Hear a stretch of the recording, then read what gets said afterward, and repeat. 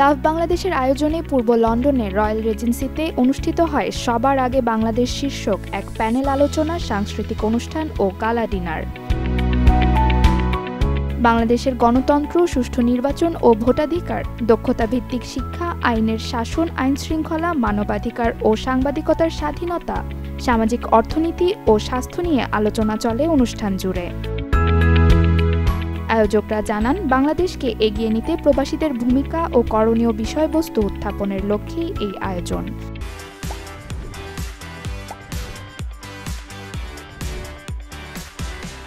আমরা যে 1.6 কোটি মানুষ দেশের বাইরে আছি, এই প্রবাসীদের ভোটাধিকার, তাদের জন্য তাদের প্রতিনিধি যদি পার্লামেন্টে যে তাদের প্রতিনিধিত্ব করতে পারে, সেই একটা দাবি জানিয়েছি। আমরা প্রবাসীরা যারা অনেক কষ্টে থাকি, আমরা এই জিনিসগুলোকে তুলে ধরার চেষ্টা করেছি। যারা আমরা বাংলাদেশকে ভালোবাসি, বাংলাদেশের জন্য কিছু করার জন্য, একত্রিত হয়ে করার জন্য চেষ্টা করছি।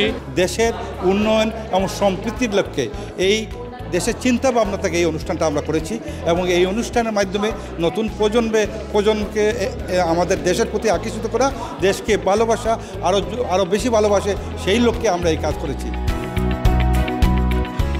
অনুষ্ঠানে উপস্থিত ছিলেন লন্ডনে বসবাসরত বাংলাদেশি রাজনৈতিক, সামাজিক, সাংস্কৃতিক ও ব্যবসায়ী সহ কমিউনিটির বিশিষ্ট নেতৃবৃন্দ। রাজনীতিতে বেসিক্যালি ভালোবাসা আসতে হবে দেশের মানুষের জন্য। যার জন্য রাজনীতি করবেন, দেশের জন্য, দেশের মানুষের জন্য, তাদেরকে ভালোবাসলে তখনই আপনি এই বাংলাদেশকে দুর্নীতিমুক্ত বাংলাদেশ করতে পারবেন, আইনের সুশাসনের রাষ্ট্র গঠন করতে পারবেন, সেখানে মানুষের যে মানবাধিকার সেগুলো আপনি প্রতিষ্ঠিত করতে পারবেন, গণতন্ত্র ফিরিয়ে দিতে পারবেন, মানুষের ভোটার অধিকার ফিরিয়ে দিতে পারবেন। এই প্রোগ্রাম থেকে এবং এই যে লাভ বাংলাদেশ অর্গানাইজেশন থেকে আমরা প্রেশার গ্রুপ হিসাবে কাজ করব। যেই সরকার আসবে আমরা অন্যায় হলে প্রতিবাদ করব। আমরা দেশকে এগিয়ে নেওয়ার জন্য আমাদের কাজ অব্যাহত থাকবে। দেশের উন্নয়নে সচেতন ভূমিকা রাখবে প্রবাসীরা, এমনটাই প্রত্যাশা সবার। Desk report, channel 24।